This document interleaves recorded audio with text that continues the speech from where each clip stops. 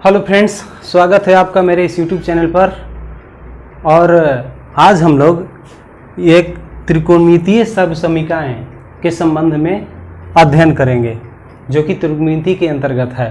पिछले वीडियो में हमने त्रिकोणमिति क्या है इससे विशेष जानकारी ले चुके हैं। अब यहाँ पर त्रिकोणमितीय सर्वसमीका, तो सर्वसमीका से संबंधित कुछ चीज़ हम लोग देख लेते हैं और फिर उसके विषय में डिटेल में हम लोग जानेंगे। तो यहाँ देखते हैं कि सबसे पहले समीकरण समझेंगे कि समीकरण क्या है। तो अगर बीजीय व्यंजक को बराबर चिन्हों के साथ अगर बाएं तरफ और दाएं तरफ लिखा जाता है तो इसे हम समीकरण कहते हैं। और जबकि समीकरण में अगर बाएं तरफ इससे संबंधित या दाएं तरफ इससे संबंधित जो भी चर हो अगर कोई मान दें तो दोनों तरफ अगर बराबर आता है तो उसे हम सर्वसमीका कहते हैं। जैसे यहाँ पर एक उदाहरण ले लेते हैं कि a प्लस वी का होल स्क्वायर बराबर a square plus 2ab plus b square, समीकरण 1, और एक 3x इक्वल टू 15 2। तो यहाँ पर दोनों चूँकि समीकरण 1 और समीकरण 2 दोनों ही समीकरण हैं लेकिन दोनों सर्वसमीका नहीं है। यही समझना है कि सर्वसमीका क्यों नहीं है और दोनों समीकरण क्यों है। तो मैंने बता दिया समीकरण जबकि बराबर चिन्ह के दोनों तरफ बीजीय व्यंजक को लिखा जाता है तो समीकरण कहते हैं। इस हिसाब से यह भी इस समीकरण 1 भी समीकरण है और 2 भी समीकरण है। अब इसको देखिए कि 3x बराबर 15 है तो यहाँ पर 3 का मान जैसे हम 5 रख के देखते हैं। जब x बराबर 5 तो क्या हो जाएगा 3 इंटू 5 इक्वल टू 15, 15 बराबर 15। यह तो हो गया कब, जबकि x का मान मैंने 5 रखा तब, लेकिन हमें मन करता है कि नहीं हम 2 रख के देखते हैं। तो क्या होगा 3 गुना 2 इक्वल टू 15, 3 दूनी 6 बराबर 15, जो कि गलत है। 1 रख के देखेंगे तो 3 into 1 equal to 15, 3 equal to 15, यह भी गलत है, यह भी गलत है। अर्थात अगर हम x का मान जब 5 रखते हैं तब तो हमारा दायां पक्ष प्राप्त होता है, लेकिन इसके अलावा अगर हम कोई चीज़ कोई दूसरा मान चर का रखते हैं तो यह दाएं पक्ष के बराबर नहीं होता है। तो इसे क्लियर है कि समीकरण 2 है, सिर्फ समीकरण है न कि सर्वसमीका है। अब समीकरण 1 पर हम लोग देखते हैं इसके बारे में चर्चा करके। तो इसके बारे में चर्चा हम करते हैं तो यह देखते हैं कि अगर a का मान 1 रखें, जब a का मान 1 और b का मान 2 रख के देखते हैं कि कितना आता है। तो बाएं तरफ रखेंगे तो 1 प्लस 2 का होल स्क्वायर, यहाँ 1 का स्क्वायर प्लस 2, a के जगह पर 1 है, b के जगह पर 2 है और प्लस यहाँ b के जगह पर 2 है तो इसका स्क्वायर हो जाएगा। और 2 1 3 हो गया ना, 3 का स्क्वायर कीजिए, यहाँ 1 का स्क्वायर 1 और 2 दूनी 4 हो गया और यह 2 में 2 से करेंगे 4 हो गया। अब करेंगे 3 में 3 से गुना तो ये 9 हो गया ना, और यहाँ पर 4 4 8 है 1 9। देखिए दोनों तरफ बराबर आ गया। जब हम 1 और 2 लिए तो अगर 1 हम लेकर के देखते हैं, दोनों तरफ ये लेंगे तो इसके लिए 1 प्लस 1 का होल स्क्वायर इक्वल टू 1 का होल स्क्वायर प्लस 2 1 1 और प्लस 1 का होल स्क्वायर, 2 का होल स्क्वायर हो गया, यहाँ 1 हो गया, 2 और 1 हो जाएगा, ये 4 हो गया, 2 3 4। अगर हम 1 मान लिए a और b दोनों का, फिर भी यह समीकरण को संतुष्ट करता है। और 1 के लिए 1 और b का मान 2 लेते हैं तो भी यह दूसरे पक्ष को संतुष्ट करता है। कहने का मतलब कि यह जो भी इससे चर संबंधित है इसमें कोई भी अगर हम मान रखें और हमारा दाहिने तरफ के बराबर आ जाए, लेफ्ट साइड राइट साइड के बराबर हो जाए, कोई भी मान रखें तो इसे हम सर्वसमीका कहेंगे। लेकिन कुछ खास मान के लिए ही दूसरे तरफ दूसरा पक्ष बराबर हो, प्रत्येक मान के लिए नहीं, तो उसे सिर्फ हम समीकरण कहते हैं। चलिए अब हम लोग आगे त्रिकोणमितीय सर्वसमीका के संबंध में पढ़ेंगे, समझेंगे कि क्या है। यहाँ पर लिखा हुआ है कि कि एक समीकरण को एक सर्वसमीका तब कहा जाता है जबकि यह संबंधित चरों के सभी मानों के लिए सत्य हो। और जैसा कि आपने देखा ना, एक मान के लिए नहीं, सभी मानों के लिए सत्य हो, तब हम उसे समीकरण को सर्वसमीका कहते हैं। लेकिन यही जब त्रिकोणमितीय सर्वसमीका पढ़ते हैं तो इसी प्रकार एक कोण के त्रिकोणमितीय अनुपातों से संबंधित सर्वसमीका को त्रिकोणमितीय सर्वसमीका कहा जाता है, जबकि यह संबंधित कोणों के सभी मानों के लिए सत्य होता है। जो त्रिकोणमितीय अनुपात से संबंधित सर्वसमीका है उसमें प्रत्येक कोण को हम लें और उसका मान सत्य होता है, तब उसे ही हम क्या कहते हैं, तो त्रिकोणमितीय सर्वसमीका कहते हैं। आइए देखते हैं। यह हमने यहाँ पर एक समकोण त्रिभुज ABC लिया जिसका कोण भी समकोण है। अब इसमें हम क्या करेंगे, पाइथागोरस प्रमेय जानते हैं, उसमें बताया गया है कर्ण स्क्वायर बराबर लंब स्क्वायर प्लस आधार स्क्वायर।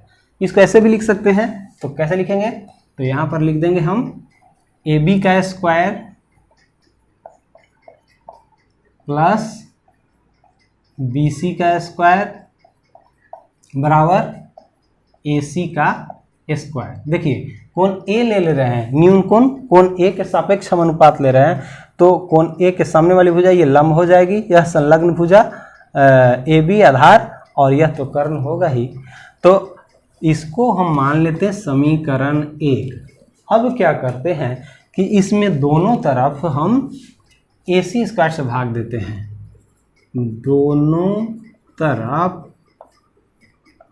AC स्क्वायर से भाग देने पर, चलिए दीजिए क्या होगा, AB स्क्वायर बटा AC का स्क्वायर प्लस BC स्क्वायर बटा AC का स्क्वायर और बराबर AC स्क्वायर बटा AC का स्क्वायर। ये तो कैंसिल हो जाएगा, तो क्या बच गया, यहाँ से हम ऐसे लिख सकते हैं AB बटा AC का स्क्वायर प्लस BC बटा AC का स्क्वायर बराबर 1। और अब देखिए यहाँ पर AB बटा AC, त्रिभुज ABC में क्या हो जाएगा, तो AB यहाँ आधार और AC कर्ण बटा आधार। कौन सा त्रिकोणमितीय अनुपात होगा, हमने पीछे पढ़ा है, कौन सा होगा, cos A का स्क्वायर प्लस BC बटा AC। BC देखिए BC लंब हो गया जी, और यहाँ पर AC कर्ण हो गया, तो लंब बटा कर्ण पढ़े हैं हम लोग, कौन सा अनुपात होगा, तो साइन A क्यों हो रहा है, क्योंकि कोण A के सापेक्ष हम ले रहे हैं, कोण A को न्यून कोण के सापेक्ष इसके अनुपात को हम ले रहे हैं, बराबर 1। चलिए अच्छा एक मिनट, इसको ऐसे भी हम लिख सकते हैं, उसमें कोई परेशानी नहीं है। कैसे, तो cos square A plus sine square A बराबर 1। अब लीजिए यह समीकरण 2 हो गया। अब यह जो समीकरण बना यह एक सर्वसमीका है। क्यों, जब कोण A का मान 0 से बड़ा बराबर है A और A से बड़ा बराबर है 90 डिग्री, मतलब 0 डिग्री से 90 डिग्री तक, या तो 0 से बड़ा बराबर हो या 90 डिग्री के बड़ा बराबर हो, प्रत्येक कोण के लिए अगर इसमें हम मान रखेंगे तो यह दाएं पक्ष के बराबर आएगा, इसलिए यह एक हमें सर्वसमीका प्राप्त हो गया। थोड़ा देख लेते हैं उदाहरण दे करके कि सच में हो रहा है या नहीं हो रहा है। तो यहाँ पर जैसे हम मान लेते हैं, कोई भी आप 0 डिग्री मानिए, हमें मान सारणी से पता है कि cos 0 डिग्री का मान कितना होता है जी, तो cos 0 डिग्री का मान आपको 1 होता है, तो 1 का स्क्वायर कर दीजिए, प्लस साइन 0 डिग्री का मान 0 होता है, यहाँ पर 0 का स्क्वायर कर दीजिए, बराबर में 1 था ना, 1 का स्क्वायर करेंगे तो 1, और ये 0 बराबर 1, 1 बराबर 1 आ गया ना।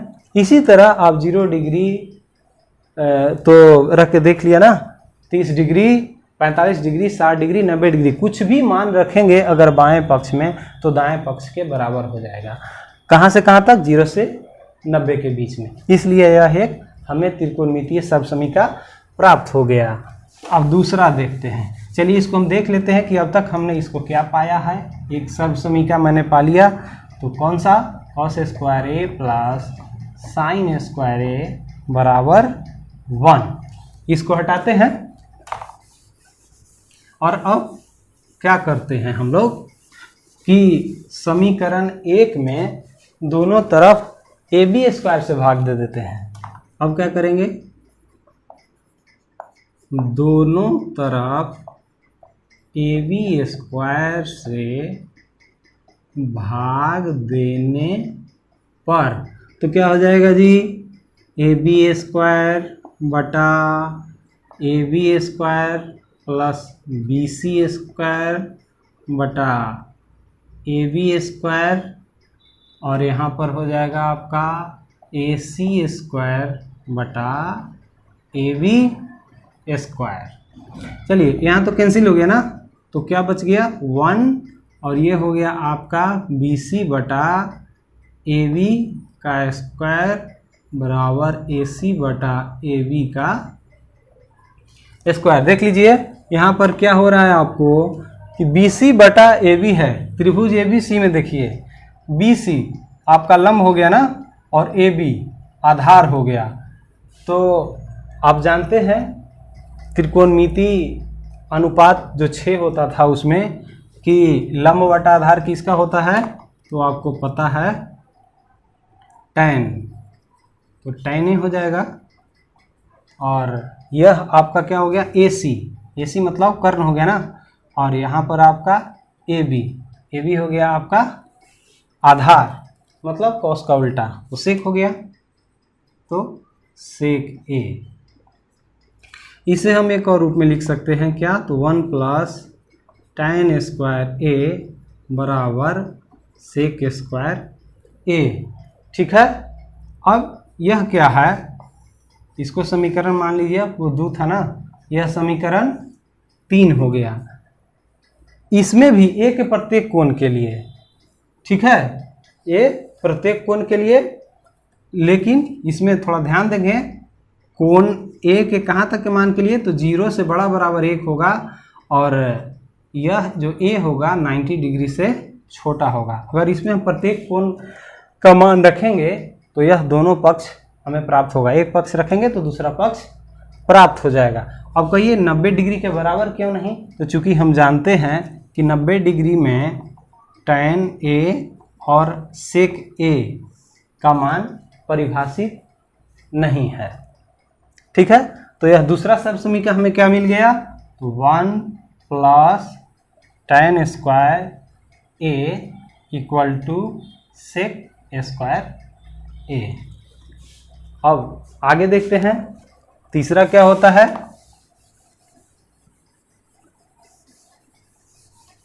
इसके लिए क्या करेंगे, अब फिर से वही समीकरण 1 में हम क्या करेंगे, तो बी सी स्क्वायर से भाग दे लेंगे। लिखिए, दोनों तरफ बी सी स्क्वायर से भाग देने पर दीजिए क्या हो जाएगा, ए बी स्क्वायर बटा B C square plus B C square बटा बी सी स्क्वायर और बराबर ए सी का स्क्वायर बटा बी सी का स्क्वायर। चलिए यहाँ पर क्या लिख सकते हैं हम, ए बी बटा बी सी का square plus B C square, ये तो कैंसिल हो गया ना 1, और यहाँ पर लिख सकते हैं आप ए सी बटा बी सी का स्क्वायर।